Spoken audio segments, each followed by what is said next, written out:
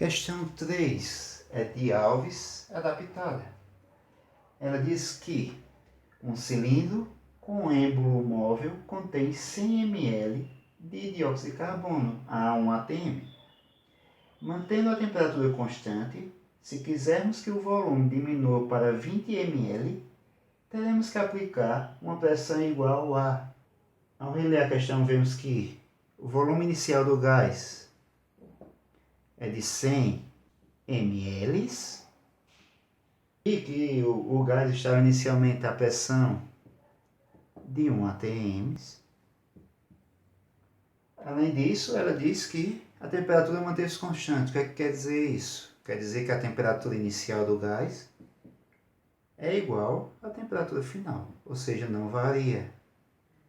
A questão nos deu também o volume final do gás, que ela diz qual a pressão que eu tenho que aplicar no gás para que o volume final seja de 20 ml. E, novamente, o que vai nos guiar é a pergunta. O que é que a questão quer saber? A questão quer saber a pressão final do gás. A pressão que eu tenho que aplicar no gás para que o seu volume se reduza a 20 ml. Para isso, como nas questões anteriores, iremos utilizar a equação geral dos gases, que é dada por P1V1 dividido por T1 igual a P2V2 dividido por T2. Aqui, ó, eu tenho que a temperatura inicial é igual à temperatura final. Logo, ó, eu posso simplificar aqui, ó. Não são iguais? T1 não é igual a T2? Eu posso simplificar. A mesma coisa eu fazer, ó. T2 está dividindo, vai passar multiplicando no numerador. E aqui, T2 dividido por T1 são iguais, vai dar 1. Então, eu posso simplificar. Então, a equação fica P1 V1 igual P2 V2. Quem é P1? Basta substituirmos 1 atm. Aqui, a dica que eu dou é escrevam as unidades e tratem elas como números, certo? V1, quem é o volume inicial do gás? O volume inicial do gás é de 100 ml, igual P2, é justamente o que eu quero saber, eu não tenho, repete, V2, quem é V2? 20 ml.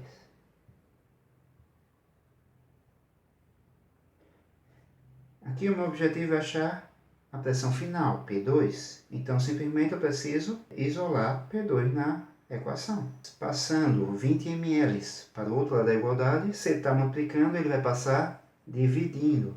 Então, repete o restante da equação e dividido por 20 ml, igual a P2. Aqui, ó, não tenham medo das unidades. Vocês podem resolver como se fossem números. Então, ó, ml está em cima no numerador e no denominador. Então, posso simplificar. E aqui, ó, 1 vezes 100, 100 dividido por 20. P2 vai ser igual 100 dividido por 20, 5 ATM. Porque ATM, ó, foi a unidade que sobrou. Então, a resposta dessa questão é 5 ATMs. Resposta certa, letra D. Dando continuidade à nossa aula de termodinâmica, eu trouxe aqui uma questão de Alves adaptado. Ela diz o seguinte: a cada 10 metros de profundidade, a pressão sobre um mergulhador aumenta de 1 atm com relação à pressão atmosférica. Sabendo-se disso, qual seria o volume de 1 litro de ar comportando-se como um gás ideal inspirado pelo mergulhador ao nível do mar, quando ele estivesse a 20 metros de profundidade? Para responder essa questão, uma dica que eu dou é representar o que está acontecendo.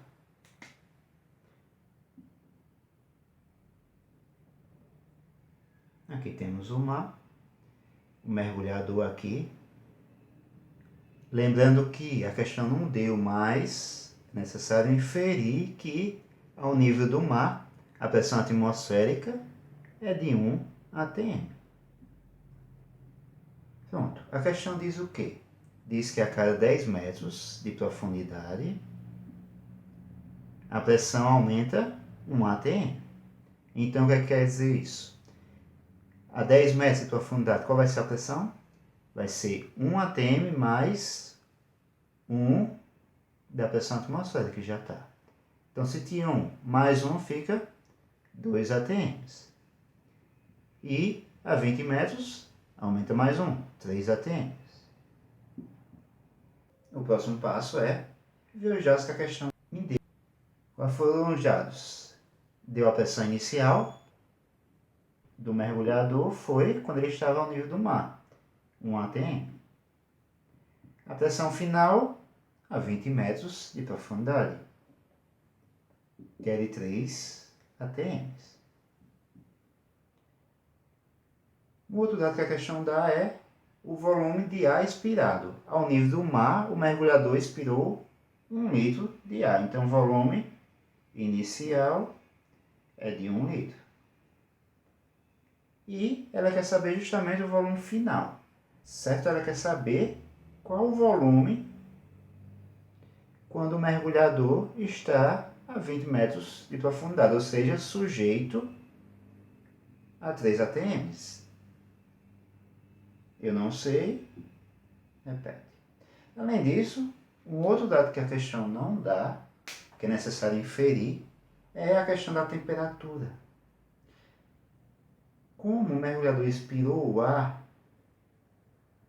dentro do mergulhador vai ficar na mesma temperatura dele, que é a temperatura normal de um ser humano, 36,3 ou 0,5 graus Celsius. O que é que se tem que inferir? A temperatura que o mergulhador estava aqui vai ser a mesma a 20 metros de profundidade. Ou seja, a temperatura não vai mudar. A temperatura do ar não vai mudar. Por quê? Porque o ar está dentro do mergulhador. E o corpo humano mantém a temperatura mais ou menos a 36,3 graus. Então, o que é que quer dizer isso? A temperatura é constante. Então, T1 é igual a T2. Após essas análises, o próximo passo é escolher a fórmula. Qual a fórmula que eu vou utilizar? Eu tenho que escolher a fórmula que relaciona todas essas variáveis: temperatura, volume e pressão. E a gente já conhece. É a lei geral dos gases, que é dada por P1 a V1 dividido por T1, igual P2 V2 dividido por T2. Aqui, ó, como a temperatura inicial é igual à temperatura final, eu posso simplificar, que é a mesma coisa de eu pegar esse T2, ó, tá dividindo, passa multiplicando. Logo, se eu fizesse isso, ficaria T2 dividido por T1. Se eles são iguais, se eu pego uma coisa e divido por ela mesma, vai dar 1. Então, eu posso simplificar. Simplificando, fica P1, V1 igual a P2, V2. E agora basta substituirmos os valores que temos. Quais são os valores que temos? Ó, P1, que é a pressão inicial do gás, 1 atm. Aqui, outra dica que eu dou é, escrevam as unidades e tratem elas como se fossem números. Então, 1 atm vezes o volume inicial, 1 litro. P2, quem é P2? 3 atms vezes V2. V2 é justamente o que a questão quer saber. Então, eu repito, não tem. Como meu objetivo é achar V2, eu tenho que deixar ele sozinho de um lado da igualdade. Então, esse 3 atm precisa passar para o outro lado da igualdade. Se ele está multiplicando, ele vai passar dividindo tudo isso aqui. Então, resolvendo, temos 1 atm vezes 1 litro dividido por 3 atms. igual a V2. Ó, tratem as unidades como se fossem números. Então, ó, se eu tenho a ATM em cima, no numerador, e no denominador, eu posso simplificar. Então, vai ser, V2 vai ser igual a quanto? 1 vezes 1, 1 dividido por 3, 1/3, e aqui faltou a unidade de litros, né? Repete ela. Então, o volume final vai ser 1/3 de litro. Ou, resolvendo aqui, quanto é 1 dividido por 3? 0,333, e assim por diante. E a unidade, litros. Isso é a mesma coisa disso. Olha as alternativas, vemos que elas só teve uma que foi dada em litros e o restante foi dado em mililitros. Para termos certeza da nossa resposta, precisamos converter litros para mililitros. Para isso, basta usarmos uma regra de 3. Ó, em 1 litro tem quantos mililitros? 1 litro tem 1000 mililitros. Então, se 1 litro tem 1000 mililitros, 0,333 tem quantos mililitros? Basta fazer meios por extremos. Então, ó, x vezes 1, x igual a quanto? Igual a 0,333 vezes 1000, que dá 333 o quê? Mililitros.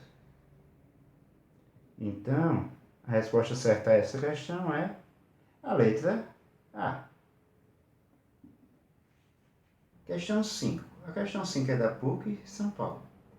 Ela diz o seguinte: de acordo com a lei de Hobart-Boyle, 1660, para proporcionar um aumento na pressão de uma determinada amostra gasosa, numa transformação isotérmica, é necessário, letra A, aumentar o seu volume, letra B, diminuir a sua massa, letra C, diminuir o seu volume, letra D, aumentar a sua massa, e letra E, aumentar a sua temperatura. Basicamente, a gente tem que saber o que é uma transformação isotérmica.